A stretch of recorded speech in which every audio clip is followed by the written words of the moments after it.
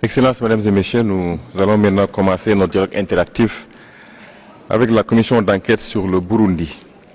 Dans sa résolution 39/14, le Conseil a prorogé le mandat de la commission d'enquête sur le Burundi afin qu'elle puisse approfondir ses investigations et présenter ensuite un rapport final au Conseil à sa 42e session.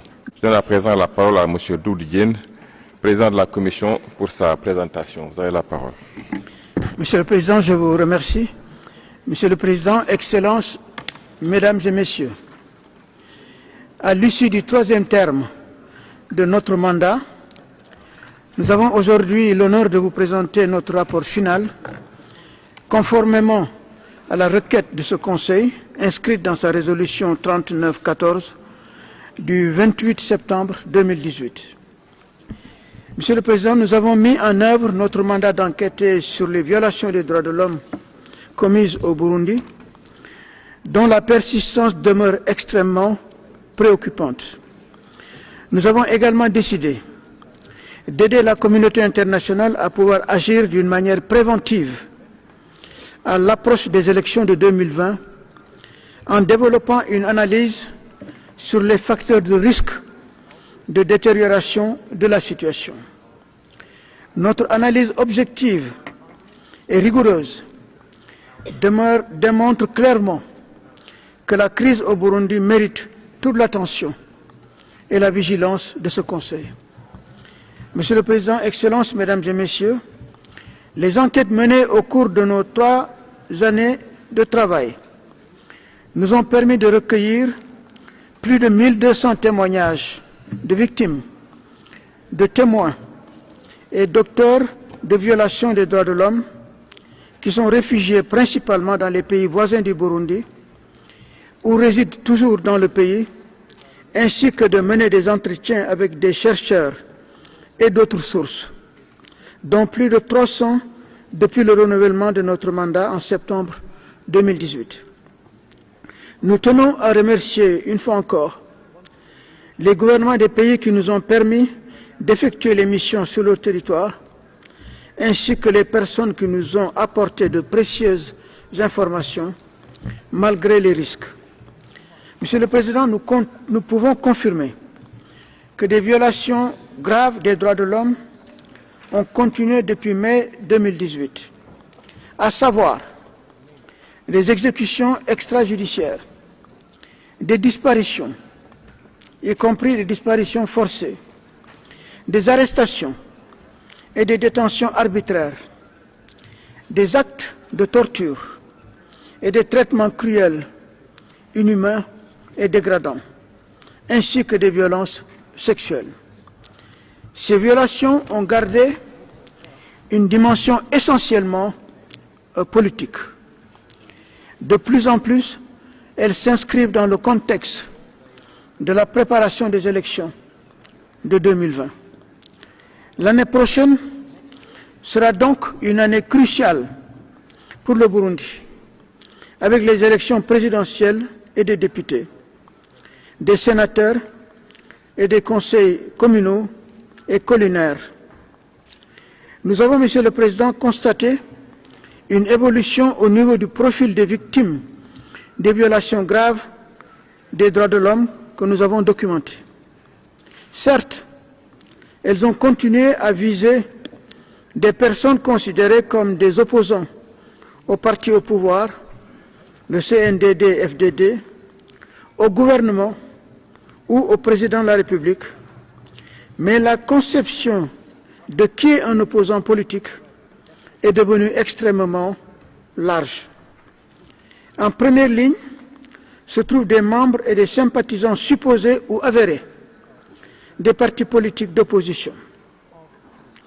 Comme depuis le début de la crise en 2015, des journalistes et des défenseurs des droits de l'homme ont continué à être arrêtés et détenus de manière arbitraire, mais également intimidés, harcelés ou soumis à de mauvais traitements afin de les empêcher de mener à bien leurs activités légitimes.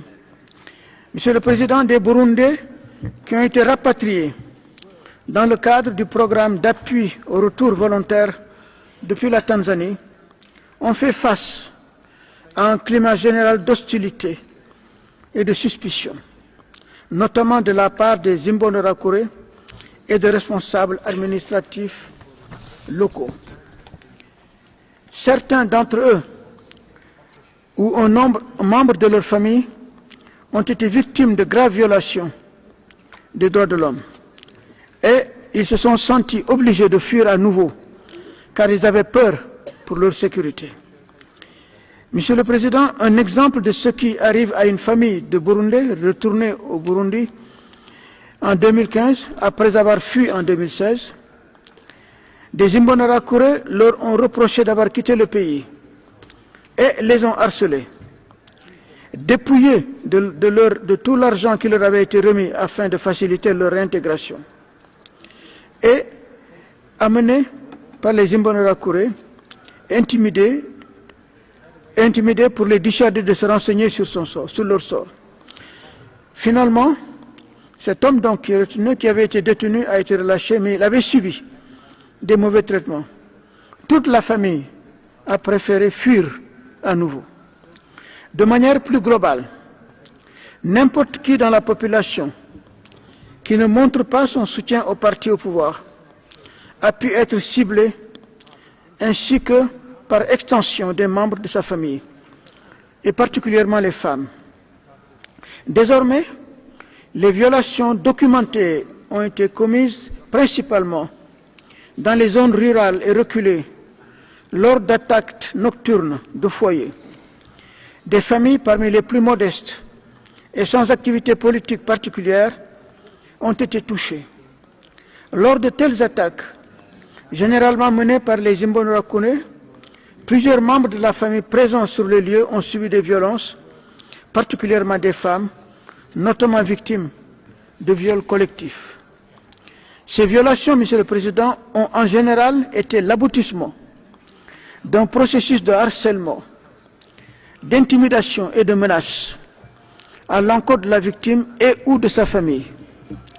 La plupart des violations ont été commises par des membres de la Ligue des jeunes du parti au pouvoir, les Imbonerakure, qui sont omniprésents à l'échelle des zones et des collines et agissent de plus en plus seuls ou en coopération avec des responsables administratifs locaux, mais également, comme par le passé, en coopération avec des agents de la police et du Service national de renseignement, SNR. Des agents du Service national de renseignement et de la police ont aussi continué à être impliqués dans des cas de violation. Nous considérons, Monsieur le Président, qu'il existe toujours des motifs raisonnables de croire que certaines de ces violations constituent des crimes contre l'humanité tels que définis par le statut de Rome. En vertu de la nouvelle constitution de 2018, le Service national de sécurité n'est plus officiellement un corps de défense et de sécurité constitué, soumis à l'autorité du gouvernement et au contrôle civil du Parlement. Il relève désormais, et c'est significatif, de l'autorité et du contrôle du seul président de la République, qui pourrait donc voir sa responsabilité pénale engagée pour les agissements des agences du Service national de sécurité. Madame. Excellencies, ladies and gentlemen, one of the most striking developments since our last report is the aggravation of restrictions on civil liberties. This is all the more worrisome since it falls within a pre-electoral context. By and large, any statement that contradicts the official propaganda of the government and the CNDD-FDD, whereby peace and security prevail in Burundi, have been systematically described as attempts to destabilize the country or attacks on national sovereignty. Sanctions were immediately taken against the persons behind them when they were present on Burundian territory, in particular independent media outlets. Freedom of association has been severely restricted. For instance, the activities of national and foreign NGOs are tightly monitored, and those of opposition parties are hindered, as in the case of CNL, which faces enormous challenges in opening local offices. Excellencies, ladies and gentlemen, violations of economic and social rights have continued to be documented, primarily those regarding the right to an adequate standard of living, which includes the right to food, clothing and shelter. It was estimated that in 2019, 56% of Burundian children aged 6 to 59 months suffer from chronic malnutrition, and that 15% of the population of Burundi face acute food insecurity.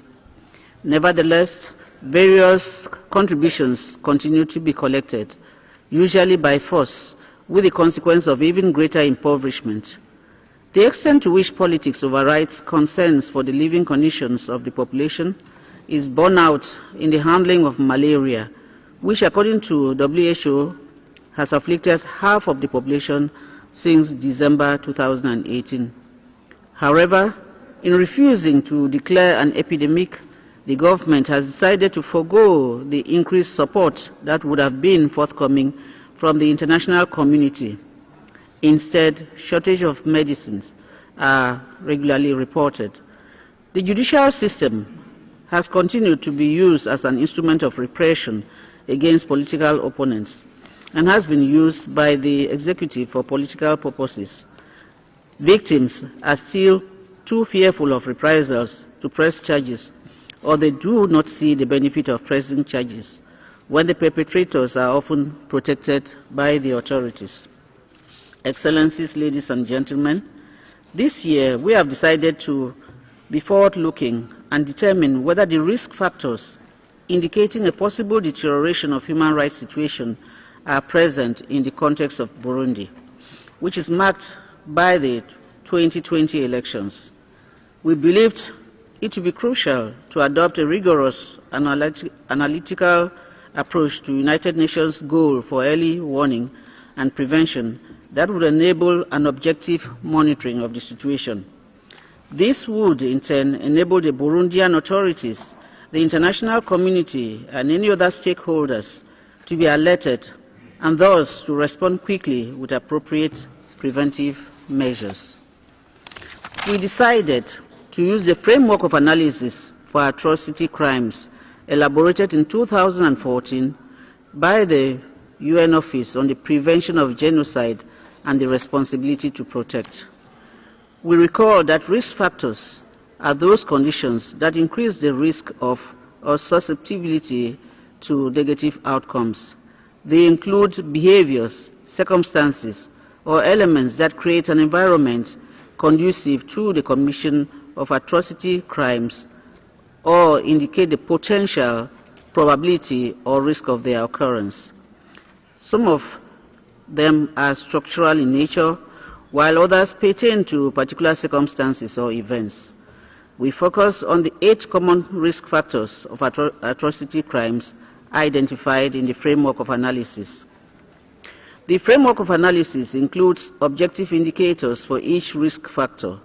For the purposes of identifying the indicators currently present in Burundi, we conducted an analysis of the most significant developments since the beginning of 2015 crisis, including the findings and information collected since the establishment of the Commission. The conclusion is straightforward. After 4 years of crisis, and on the eve of the 2020 elections, the situation in Burundi is characterized by the persistence of the 2015 crisis, as demonstrated in particular by economic instability, the presence of more than 340,000 Burundian refugees in neighboring countries, overall impunity, and the lack of prospects of a political solution to the crisis. The 2020 electoral process constitutes one of the key elements which is characterized by the accelerated shrinking of the democratic space. The multi-party system is illusory. The climate is of political intolerance. The political space has been sealed by the ruling party and its youth wing, the Imbonerakure, who tend to be both associated and confused with government institutions. Among their aims is to convert and recruit in their ranks the population as a whole. There is a personalization of the powers of the head of state, which signals the weakness of state institutions. The manipulation of the country's history for political purposes, in the absence of a genuine reconciliation and transitional justice process for past atrocity crimes, risk solidifying past grievances. The 8 common risk factors for atrocity crimes, and thus also for the deterioration of human rights situation, are present today in Burundi, namely, unstable political, economic, and security environment. Secondly, an overall climate of impunity for recent and past serious human rights violations. Third, weakness of state structure that could prevent or halt possible violations, in particular the justice system. 4, the existence of motives and intents to resort to violence, specifically determination of the CNDD-FDD party to stay in power, including the use of past grievances and cases of impunity. The capacity of different stakeholders to resort to violence and commit violations. 6, the absence of mitigating factors such as a strong, organized, and representative domestic civil society, as well as free, diverse, and independent national media. 7, enabling circumstances and environment conducive to violence and human rights violations, including the exploitation of political purposes of identity, past events, or motives to commit violence. 8, the existence of triggering factors, in particular the holding of the 2020 elections. We wish to underscore that the presence of these 8 common risk factors does not necessarily mean that atrocity crimes will occur, and most importantly, it does not determine at which point in time or how these crimes could occur, nor which types of crimes or violations might be committed. However, Burundi is clearly at high risk. Monsieur le Président, Excellences, Mesdames et Messieurs. Monsieur le Président, Excellences, Mesdames et Messieurs, les risques sont réels et graves, mais la détérioration n'est pas inéluctable, puisque l'objectif de notre démarche et la vôtre est justement préventive.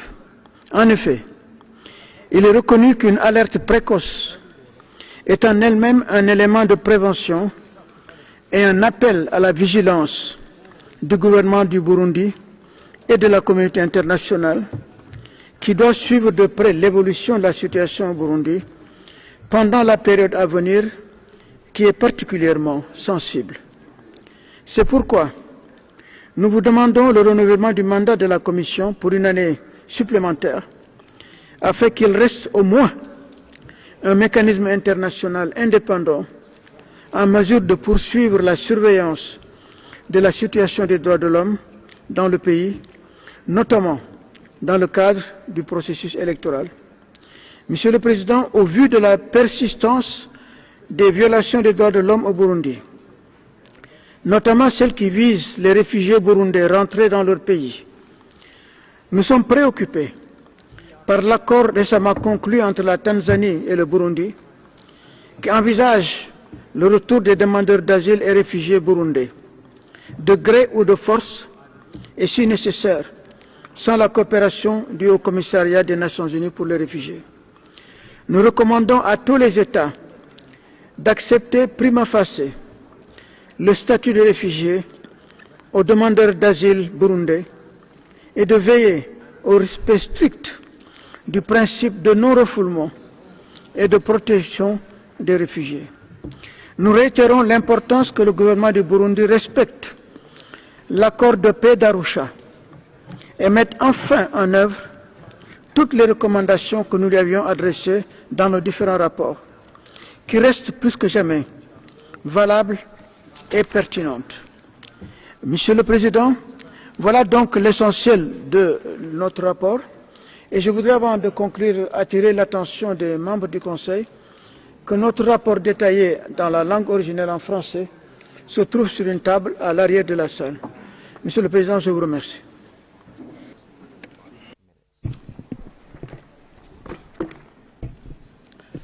Merci, Monsieur le Président. Dans la conduite des travaux de son Conseil depuis votre élection, le Burundi reste conscient et vous félicite de votre sagesse engagée dans la conduite des travaux de son Conseil depuis votre élection. Le Burundi reste conscient du rôle crucial que doit jouer le Conseil des droits de l'homme dans le renforcement, la promotion et la protection des droits de l'homme dans le monde. Cette noble tâche ne peut s'accomplir que dans le strict respect par le Conseil des principes sacro-saints de neutralité, d'objectivité, de non-sélectivité et de non-partitisation des droits de l'homme. Le rapport que vient de présenter la contestée commission d'enquête sur le Burundi a déjà été présenté aux médias en date du 4 septembre 2019 par ses auteurs, en violation flagrante du mandat qui précise que le rapport final est présenté devant le Conseil des droits de l'homme. Il s'agit simplement d'une fuite en avant et d'une manipulation abjecte de l'opinion. Le Burundi voudrait publiquement rejeter ce rapport mensonger, diffamatoire et politiquement motivé. En effet, avoir un mandat des Nations Unies sur le Burundi ne donne pas droit à le dénigrer, l'insulter et diffamer son peuple et ses dirigeants. Le Burundi voudrait aussi en appeler à la conscience de la communauté internationale pour constater que ce mécanisme a été mal choisi et qu'il est plus que temps de songer à d'autres canaux de coopération positive et sereine, répondant aux aspirations du peuple burundais et aux principes de la solidarité humaine entre les États. Par ce rapport, le Burundi constate qu'il fait plutôt face à une conspiration politique qu'à une commission d'enquête des Nations Unies. D'aucuns se demandent comment une telle commission peut être une caisse de résonance de l'opposition politique burundaise, jusqu'à dépasser la ligne rouge qui devrait être la marque même du professionnalisme d'un expert international onusien.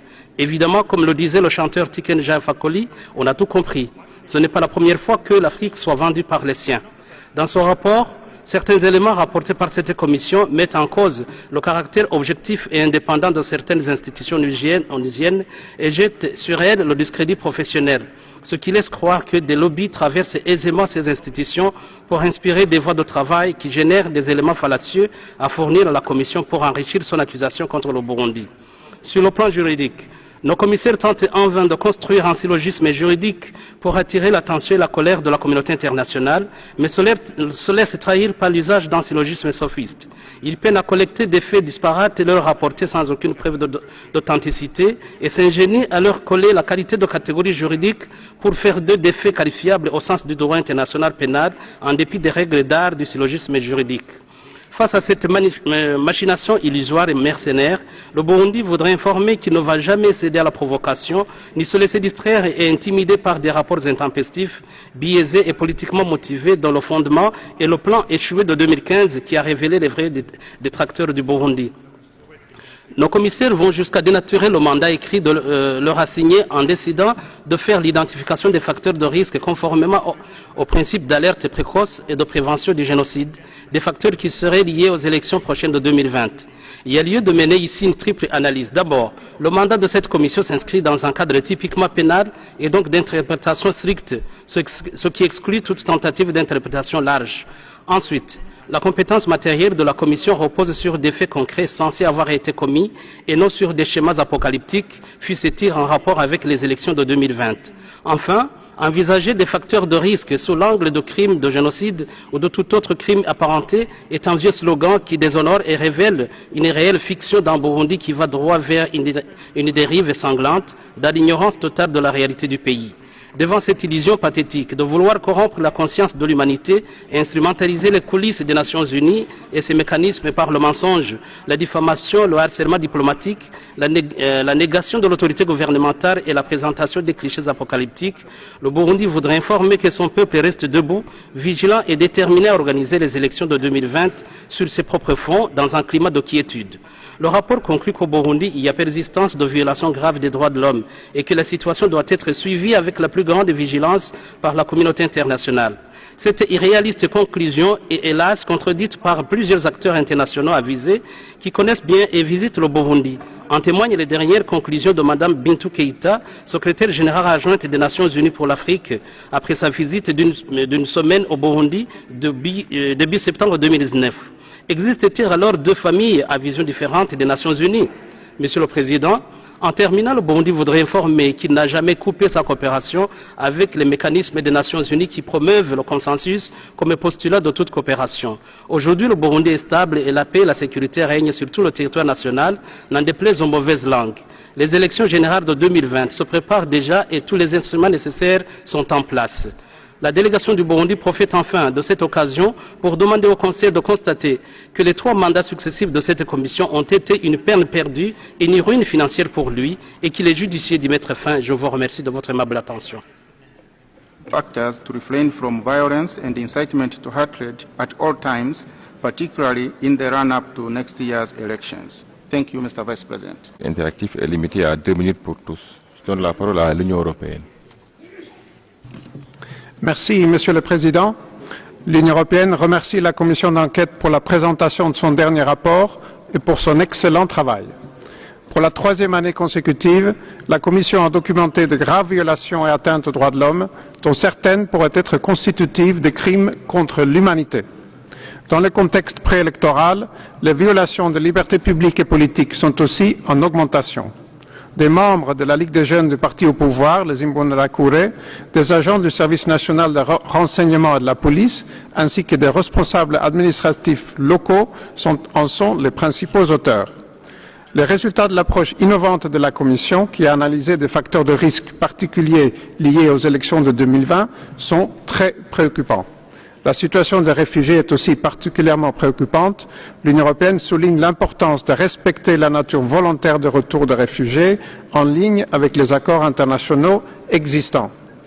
L'Union européenne est aussi très inquiète par l'épidémie de paludisme qui a affecté plus de 5 millions de Burundais dans les derniers mois. Reconnaître la présence de cette épidémie pourrait contribuer à son éradication. L'Union européenne appelle le gouvernement burundais à prendre des mesures immédiates pour mettre fin aux violations des droits de l'homme, à ouvrir des enquêtes indépendantes, transparentes et crédibles et à traduire tous leurs auteurs présumés devant la justice. Nous appelons le gouvernement, les autorités électorales et toutes les parties prenantes à travailler ensemble pour établir un climat de confiance et des conditions propices à des élections crédibles, inclusives et transparentes. Nous appelons également les autorités à rétablir la coopération avec les mécanismes internationaux de protection des droits de l'homme, y compris le Haut-Commissariat des Nations Unies et la commission d'enquête, et à leur garantir l'accès au territoire burundais. La Commission reste le seul mécanisme indépendant à enquêter, documenter et informer la communauté internationale sur la situation des droits de l'homme au Burundi.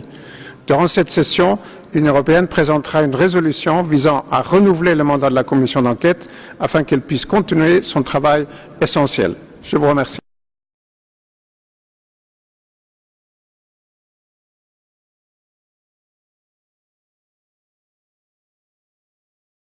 Au Burundi. La commission d'enquête est le seul mécanisme à même de surveiller et de rendre compte publiquement de la situation. Son mandat devrait être renouvelé afin de lui permettre de poursuivre son important travail. Alors que ce Conseil se réunit à Genève, au Burundi, les violations des droits civils, politiques, économiques, socio-culturels, y compris de possibles crimes contre l'humanité, se poursuivent en toute impunité. Les voix indépendantes et critiques, notamment les membres de la société civile, les défenseurs des droits humains et les journalistes, sont particulièrement visés. En juillet, la Cour d'appel a confirmé la peine scandaleuse de 32 ans de prison prononcée à l'encontre du défenseur Germain Rukuki. Alors que les élections de 2020 approchent et que l'espace civique et démocratique restreint et que l'intimidation exercée par le gouvernement, le parti au pouvoir et les membres des Imbonerakure limite les perspectives d'élections libres et équitables, la surveillance de la situation par la Commission demeure cruciale. La crise au Burundi a été déclenchée par l'élection présidentielle de 2015 et selon les termes de la Commission, la plupart des violations ont une dimension essentiellement politique. Les membres et observateurs du Conseil devraient en conséquence dédier une attention spécifique aux liens entre élections et facteurs de risque de violation et atteinte aux droits humains. Cher commissaire, que peut-il être fait de plus pour promouvoir les facteurs et indicateurs de risque identifiés dans votre rapport, ainsi qu'une approche holistique basée sur les indicateurs de danger et de prévention au sein du système onusien et au-delà. Merci de votre attention. Thank you. I give the floor to the International Federation of ACAT for a joint statement. Monsieur le Président, les organisations signataires demeurent préoccupées par les graves violations des droits humains au Burundi. Il convient de soulever, entre autres, l'intolérances politique qui prévaut en lien avec les élections de 2020. En effet, les membres des partis politiques de l'opposition sont persécutés. La justice burundaise est instrumentalisée pour condamner les membres de l'opposition à des jours de peine pour des motifs infondés. Le 11 août 2019, 12 membres du parti d'opposition IPD Zigamibanga ont été arrêtés par des agents de police qui les accusaient de tenir une réunion non autorisée. Ils ont ensuite été condamnés à 30 ans et 20 ans de prison pour tentative de renversement des institutions. En outre, plusieurs incendies de permanence de ces partis par les Imbonerakure ont été recensés, comme celui de la permanence du Congrès national pour la liberté à Nyabiraba dans la nuit du 15 au 16 juin 2019. La situation des Burundais ayant fui vers la Tanzanie est aussi préoccupante. Le 27 août 2019, le ministre tanzanien de l'Intérieur a annoncé que le rapatriement de tous les réfugiés burundais allait débuter le 1er octobre.